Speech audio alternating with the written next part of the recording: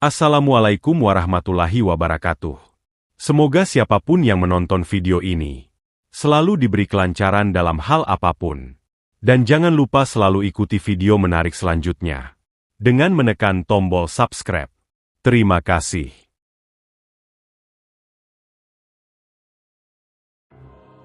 Langit pagi di Tanjung Priok tampak muram, seolah tahu beban yang akan dipikul Damar hari itu tak hanya sekadar kontainer besi berisi logistik. Embusan angin pelabuhan menyapu wajahnya yang kusut.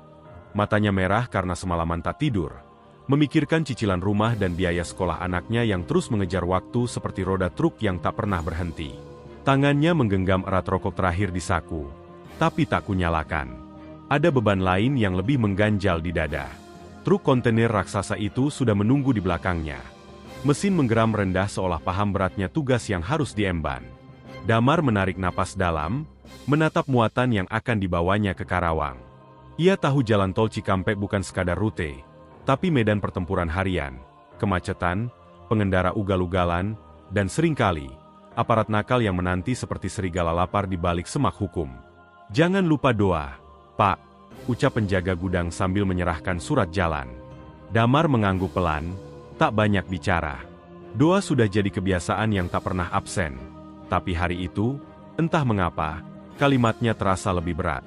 Ia naik ke kabin, menyalakan mesin, dan perlahan truknya mulai bergerak, menembus pagi yang belum benar-benar terang. Di radio, suara penyiar berita mengabarkan kecelakaan beruntun di ruas tol KM 36. Damar memutar volumenya lebih keras, berharap itu bukan jalur yang akan ia lewati. Namun takdir seperti bercanda. Peta digital menunjukkan rute tersebut adalah jalur tercepat menuju Karawang.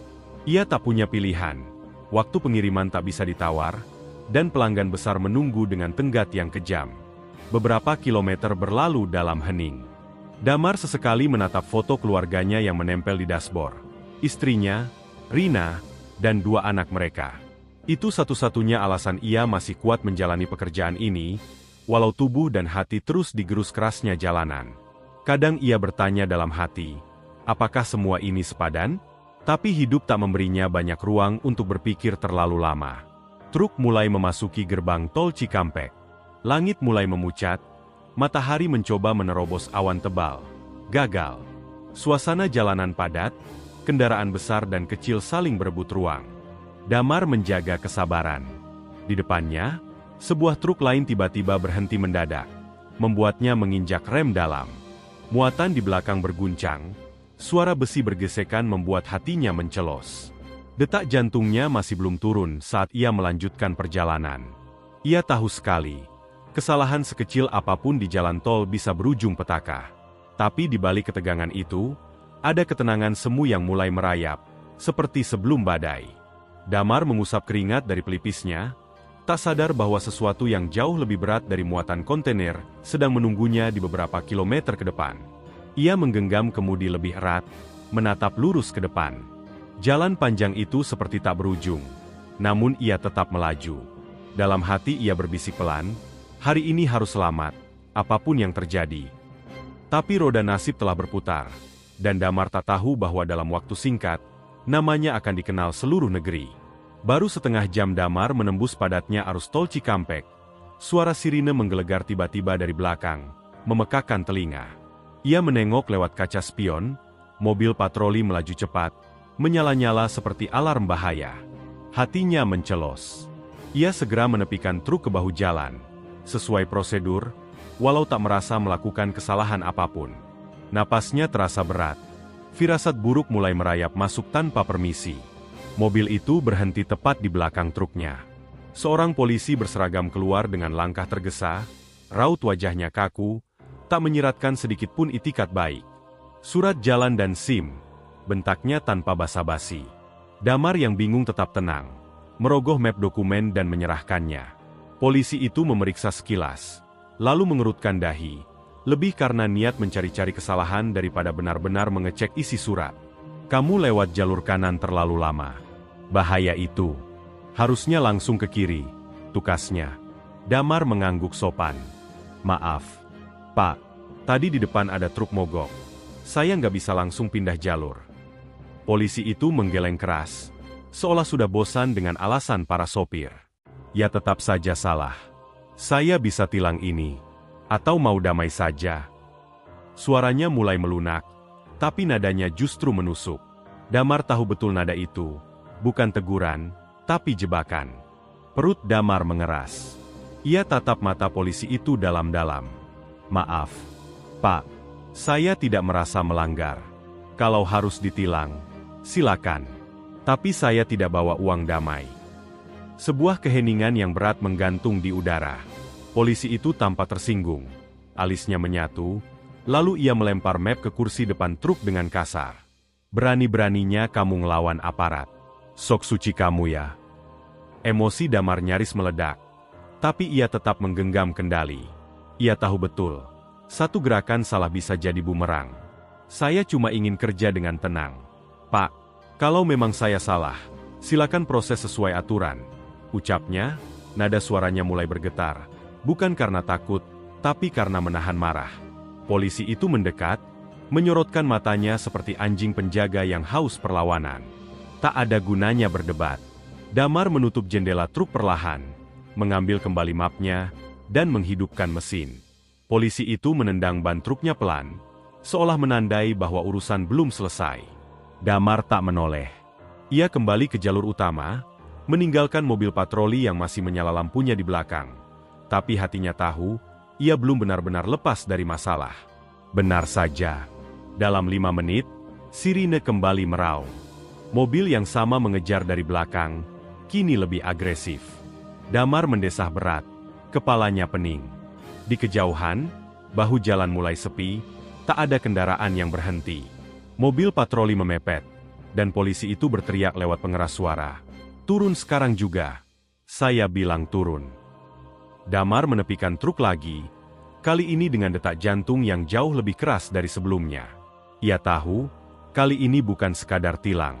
Kali ini, seseorang telah merasa harga dirinya diinjak, dan ia berniat membalas. Di balik kemudi, Damar menarik napas panjang dan bersiap turun. Di bawah langit kelabu dan jalanan sepi, drama yang sebenarnya baru akan dimulai. Damar melangkah turun dari truk dengan tubuh tegang. Kakinya menyentuh aspal panas, dan di hadapannya, sang oknum polisi sudah berdiri dengan tangan di pinggang, wajah merah padam penuh amarah.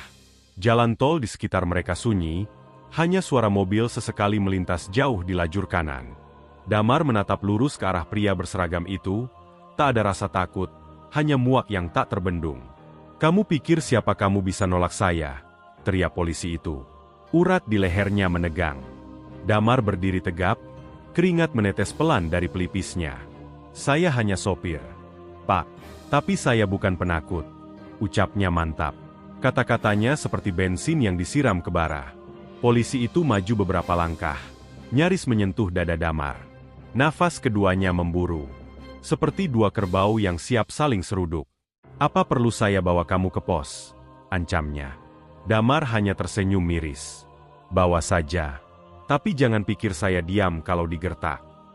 Mereka saling menatap lama, sampai akhirnya polisi itu mundur, lalu berbalik menuju mobilnya.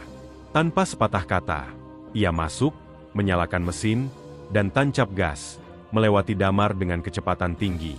Damar menggeleng pelan, mencoba kembali ke truk. Ia pikir, mungkin semuanya sudah selesai. Tapi ternyata belum. Baru beberapa kilometer ia berjalan lagi, suara sirine kembali muncul, kali ini dari arah depan. Mobil patroli yang tadi muncul kembali, membelok melawan arah, memotong jalurnya, memaksa Damar berhenti total di tengah lajur bahu jalan. Beberapa kendaraan mulai melambat, penasaran dengan situasi, tapi tak ada yang berhenti. Mereka tahu lebih baik menjauh dari urusan aparat. Damar menekan rem dalam-dalam, muatan kontainernya kembali berguncang. Ia mulai geram. Tak ada pelanggaran, tak ada surat resmi. Tapi ia dipaksa berhenti 2 kali oleh orang yang sama hanya karena menolak suap. Kali ini, ia tak bisa menahan emosi. Ia keluar dari truk, berjalan cepat menghampiri si polisi, yang sudah menunggu sambil memutar tongkat pendek di tangan. Kamu cari masalah yang salah, Pak, ujar Damar dengan nada berat. Polisi itu hanya tertawa, mengejek. Kamu kira saya takut sama sopir kotoran jalanan kayak kamu? Suara itu lebih menyakitkan dari pukulan. Di dada Damar, harga diri yang selama ini ia tahan seperti gunung meletus. Ia tahu ini bukan hanya soal dia. Ini soal semua sopir yang pernah diperas, diintimidasi, diinjak oleh seragam yang seharusnya melindungi. Akhirnya, dengan suara rendah dan penuh tekanan, Damar berkata, "Kalau kamu memang jantan, turun dari mobil. Jangan pakai senjata. Kita selesaikan di sini, laki-laki dengan laki-laki." Hening mendadak menggantung di udara. Polisi itu menatapnya, lalu membuka pintu, turun perlahan. Asap dari knalpot truk mengepul di belakang mereka. Jalan tol menjadi saksi dua manusia yang akan mempertaruhkan ego dan harga diri di atas aspal. Tak ada yang bisa menghentikan badai yang akan datang. Di tengah jalanan yang sunyi, di antara denting mesin dan deru kendaraan jauh, dua pria bersiap untuk saling menguji batas. Damar menggenggam tangannya erat. Wajahnya keras. Ia tahu ia sedang melawan lebih dari sekadar seorang polisi. Ia sedang melawan sistem yang terlalu lama membungkam suara kecil seperti dirinya. Hening membungkus bahu jalan itu seperti kain kafan. Angin berhembus pelan, membawa debu dan bau logam panas dari truk yang masih menyala. Damar berdiri diam. Kakinya menapak mantap, sorot matanya tak bergeser sedikit pun dari sosok berseragam di depannya. Polisi itu meletakkan tongkat di atas kap mobil, menarik nafas keras, lalu memutar lehernya ke kiri dan kanan seperti seorang petarung yang bersiap naik ring. "Kau yang minta," gumamnya sinis. Tanpa aba-aba, ia langsung maju dengan pukulan pertama yang menghantam udara kosong. Damar dengan lincah menghindar, lalu bergerak ke samping, menunggu celah. Ia bukan petarung jalanan sembarangan. Di kampung halamannya di Garut, ia dulu belajar silat dari ayahnya, seorang pendekar tua yang mengajarkan bahwa bela diri bukan untuk sombong, tapi untuk bertahan saat tak ada lagi pilihan. Polisi itu kembali menyerang. Kali ini lebih brutal. Tangan Damar terangkat, menahan pukulan, dan dengan gerakan cepat ia membalas dengan dorongan keras ke dada. Lawannya terdorong mundur, terhuyung, tapi tak jatuh. Wajahnya semakin bengis. Ia maju lagi, dan pertarungan berlanjut. Adu fisik yang keras, tanpa senjata, tanpa aturan, hanya ego dan kemarahan yang jadi bahan bakar. Beberapa pengendara mulai melambat, beberapa merekam dari jauh dengan ponsel, tapi tak satu pun berani mendekat. Ini bukan pertarungan biasa. Ini seperti ledakan dari semua kemarahan yang terlalu lama ditahan. Damar teringat wajah anaknya saat minta uang jajan kemarin, dan betapa ia harus berhemat karena setoran bulan ini dipotong penalti telat kirim. Tiba-tiba semua itu jadi tenaga tambahan di tinjunya. Satu pukulan telak dari Damar menghantam rahang polisi itu, membuatnya terhuyung. Ia sempat menarik napas, mencoba berdiri, tapi lututnya gemetar. Damar tidak mengejar, tidak menendang saat lawannya lemah. Ia berdiri di tempat, menatap dengan tatapan tajam, bukan tatapan benci, tapi tatapan seseorang yang sudah terlalu sering diinjak, dan hari ini, memutuskan tidak akan diam lagi. "Kamu puas?" tanya Damar dengan suara serak, bukan marah, tapi penuh luka. Polisi itu tak menjawab, hanya terduduk di aspal dengan kepala tertunduk. Damar mengatur napas, lalu berbalik menuju truknya. Ia tak ingin jadi pahlawan, ia hanya ingin pulang tanpa diperas. Tapi ia tahu, setelah hari ini, hidupnya tak akan sama. Sebelum masuk kabin, Damar mengambil flash disk dari bawah setir, rekaman dashcam yang menangkap semuanya dari awal. Ia menatapnya sesaat, lalu menaruhnya di saku dada. Matahari mulai muncul di balik awan kelabu. Jalanan kembali bergerak, kendaraan melaju, dunia seolah tak peduli. Tapi Damar tahu, hari itu ada sesuatu yang berubah, di dalam dirinya, dan mungkin, di mata banyak orang. Dan saat ia menginjak pedal gas dan melaju kembali ke utara, ia tidak hanya membawa kontainer logistik. Ia membawa kisah, luka, dan keberanian yang akan mengguncang siapapun yang berani menyalahgunakan seragam demi rasa kuasa. Damar kembali melaju di tol Cikampek dengan dada sesak tapi kepala tegak. Tangannya masih bergetar di atas setir. Bukan karena takut, tapi karena gemuruh yang tak bisa ia redam. Pertarungan di bahu jalan tadi bukan kemenangan, tapi pelepasan, dari tekanan, dari ketidakadilan, dari rasa dipaksa diam selama ini. Ia melirik sesekali ke dashcam yang masih menyala. Lampu kecilnya berkedip-kedip seperti saksi bisu dari seluruh kejadian barusan. 1 jam kemudian, Damar tiba di gudang tujuan di Karawang. Ia menurunkan muatan dengan wajah tenang, meski para petugas loading sempat melihat memar samar di pelipisnya. "Pak Damar kenapa?" tanya salah satu anak muda sambil mengatur forklift. Damar hanya menjawab singkat, "Tadi ada urusan di jalan." Tak satu pun dari mereka tahu bahwa urusan itu akan mengguncang jagat maya dalam hitungan jam. Setelah pekerjaannya selesai, Damar duduk di kantin, meneguk kopi hangat yang sudah tak begitu panas. Ia membuka ponsel tuanya, menyambungkan flash disk ke adaptor, dan memutar rekaman dashcam. Gambar jelas. Suara pun tertangkap. Teriakan, ancaman, bahkan duel tangan kosong. Hatinya berdebar. Ini bukan hanya soal harga diri, ini bisa jadi bahan ledakan publik jika dibuka keluar. Damar menghubungi temannya, Rian, seorang mantan wartawan yang kini aktif di media sosial sebagai pengulas isu transportasi dan pekerja jalan. "Gue kirim sesuatu. Lo nilai sendiri," tulis Damar singkat, lalu mengunggah cuplikan video itu ke Google Drive dan mengirim tautannya. Tak sampai setengah jam, Rian menelepon dengan nada terguncang. "Dam, ini gila. Ini bisa viral. Lo yakin mau ini disebar?" "Gue gak tahan lagi, Yan. Kita ini sopir, kerja banting tulang, sering disambut todongan di jalan. Kalau terus dibungkam, kapan selesainya?" jawab Damar pelan. Rian mengerti. Sore itu, video berdurasi 2 menit 47 detik mulai tersebar di Twitter, Facebook, dan TikTok. Dalam hitungan jam, tagar sopir lawan pemalak mulai menduduki trending topik. Reaksi netizen beragam, antara salut, geram, dan menuntut klarifikasi dari pihak berwenang. Malam harinya, beberapa portal berita online mulai mengangkat cerita itu. Judulnya sensasional. Sopir kontainer tantang polisi pemalak duel di tol. Video Damar diputar ulang ribuan kali. Wajahnya tak bisa lagi disembunyikan. Komentar berdatangan dari sesama sopir, dari pengacara, bahkan dari mantan pejabat transportasi yang ikut bersuara. Damar, yang semula hanya ingin bekerja tenang, kini berdiri di tengah badai yang ia nyalakan sendiri.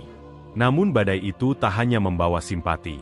Nomor tak dikenal mulai menghubungi Damar tanpa henti. Ada yang mengancam, ada yang memohon agar video diturunkan. Tapi ada juga yang menawarkan bantuan hukum.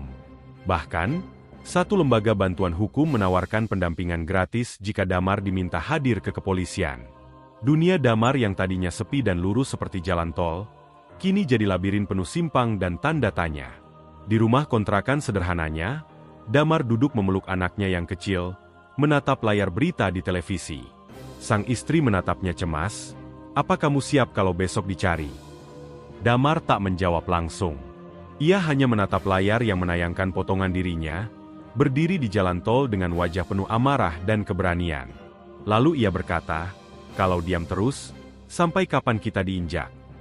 Pagi belum benar-benar terang ketika dering keras membangunkan Damar. Kali ini bukan dari ponsel, tapi ketukan berat di pintu kontrakan. Ia bangkit perlahan, menyingkirkan selimut dari tubuh anaknya, lalu mengintip dari balik tirai. 3 pria berpakaian preman berdiri di luar, salah satunya memegang map berstempel institusi hukum. Hatinya langsung menegang.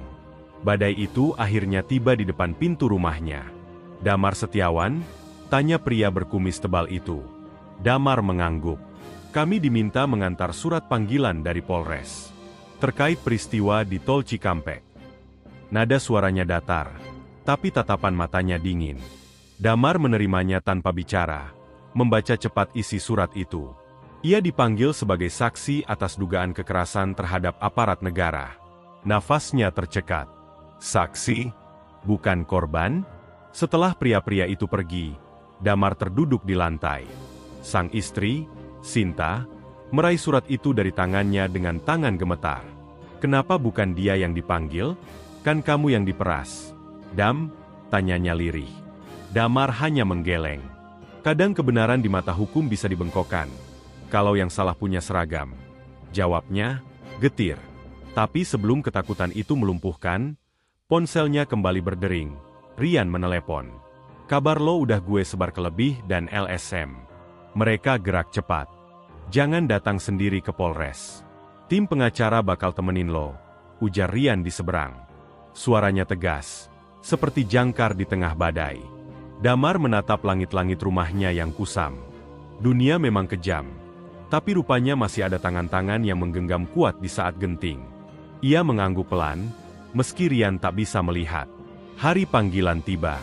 Damar datang dengan kepala tegak, didampingi 2 pengacara muda dari lebih. Media sudah menunggu di depan gerbang kantor polisi, menyorot dan mengambil gambar. Ia jadi pusat perhatian. Tapi kali ini bukan karena pertarungannya, melainkan karena keberaniannya membuka luka lama yang selama ini didiamkan banyak sopir. Tatapan orang-orang padanya seperti tatapan pada simbol, bukan lagi sekadar manusia biasa. Di dalam ruangan penyidik, suasana tegang. Beberapa pertanyaan terdengar menekan, mencoba memutarbalikkan narasi. Tapi Damar tetap pada pendiriannya, memutar ulang rekaman dashcam saat diminta, menjelaskan dengan tenang bagaimana ia hanya membela diri setelah diintimidasi dan dipaksa menyuap. Setiap kata yang keluar dari mulutnya, terasa seperti paku yang memantai kebenaran di dinding sistem yang mulai retah. Salah satu penyidik tampak gelisah. "Kamu sadar video ini bisa mencoreng citra institusi?" tanyanya. Damar menatapnya lurus. "Saya cuma mencoreng oknum, Pak. Bukan institusinya. Yang rusak bukan bajunya, tapi orang di baliknya." Kalimat itu menancap. Ruangan menjadi sunyi. 2 pengacara di sampingnya saling bertukar pandang. Kagum pada keteguhan suara seorang sopir yang bahkan tak tamat SMA. Usai pemeriksaan, Damar keluar dari gedung dengan langkah mantap. Sorotan kamera menyambutnya, pertanyaan wartawan datang bertubi-tubi, tapi ia hanya berkata satu kalimat, "Saya bukan pahlawan. Saya cuma sudah terlalu lama diam." Kalimat itu bergaung ke seluruh penjuru media sosial dan televisi. Dan entah bagaimana, malam itu, ribuan sopir dari berbagai kota mulai menyuarakan cerita mereka sendiri. Benih perlawanan telah tumbuh, dan tak lagi bisa dicabut. Berita tentang Damar menolak suap dan melawan intimidasi aparat kini sudah bukan sekadar viral. Ia menjadi simbol perlawanan. Di berbagai terminal dan pos logistik, para sopir mulai membagikan kisah mereka. Pungutan liar, ancaman, dan pelecehan yang selama ini ditelan diam. Aksi-aksi kecil bermunculan. Beberapa sopir menempelkan stiker bergambar wajah Damar di kaca truk mereka. "Kami bukan sapi perah," tulis salah satu poster di pinggir jalan Pantura. Pihak kepolisian tak bisa lagi tinggal diam. Tekanan dari publik, media, dan lembaga sipil membuat mereka terpaksa buka suara. Mereka mengumumkan akan melakukan evaluasi internal dan memproses oknum yang terlibat. Beberapa media menyebut bahwa polisi yang duel dengan Damar telah dipindahkan dan sedang dalam pemeriksaan etik. Namun bagi Damar, itu belum cukup. Bukan karena dendam, tapi karena ia tahu masalah ini jauh lebih dalam dari satu orang berseragam. Suatu sore, Damar duduk di studio talk show televisi nasional. Wajahnya ditampilkan di layar besar, dan di sampingnya duduk pejabat dari Kementerian Perhubungan serta aktivis HAM. Ia bicara bukan dengan marah, tapi dengan luka yang telah ia rawat selama bertahun-tahun di jalan. "Kami cuma pengantar barang, tapi kami juga punya nyawa, punya keluarga, punya hak untuk dihormati," katanya, dan studio hening mendengarkannya sampai selesai. Hari-harinya berubah. Damar tak lagi hanya sopir. Ia diundang sebagai pembicara, dihubungi untuk konsultasi kebijakan transportasi, bahkan sempat ditawari posisi dalam lembaga perlindungan pekerja. Tapi ia tak silau. Ia tetap mengantar barang, tetap menyapa rekan-rekannya di warung makan jalanan, tetap memegang setir dengan tangan kasar yang jujur. "Kalau saya berhenti nyetir, saya lupa siapa saya," ujarnya pada Sinta, yang kini selalu menyiapkan bekal dengan wajah bangga. Namun tak semua perubahan itu menyenangkan. Ancaman masih datang. Kini lebih sunyi, lebih licik. Beberapa kali ban truknya digembosi, rumahnya diawasi orang asing. Tapi Damar tak gentar. "Kalau saya mati, setidaknya saya mati bukan sebagai pengecut," katanya pada Rian yang terus mendampinginya. Mereka tahu, keadilan di negeri ini bukan jalan tol, melainkan jalan rusak yang harus dilalui dengan tekad baja. 1 tahun setelah kejadian itu, Damar berdiri di depan sebuah gedung kecil di pinggir tol, bukan kantor polisi, bukan kantor logistik. Di situ berdiri sebuah pos advokasi sopir jalanan, dibangun dari hasil patungan sopir dan donasi publik. Di sana, Mereka memberi pelatihan hukum dasar, menyediakan bantuan hukum, dan menjadi tempat mengadu. Nama pos itu, Pos Damar Setiawan. Sore itu, seorang sopir muda datang terbata, baru saja dipalak di jalan keluar tol. Damar menepuk pundaknya, lalu duduk bersamanya, mendengar ceritanya sampai habis. Tak ada kamera, tak ada wartawan, hanya satu pria membantu yang lain karena ia pernah tahu rasanya dilukai dan dibungkam. Matahari pelan-pelan tenggelam di balik langit Cikampek, tapi nyala semangat itu tetap hidup di mata Damar. Dan di jalan panjang yang penuh debu itu, langkah kecil seorang sopir akhirnya mengguncang dinding kokoh yang selama ini dianggap tak tersentuh. Ia tak pernah ingin jadi pahlawan, tapi sejarah memilihnya. Dan ia tidak lari.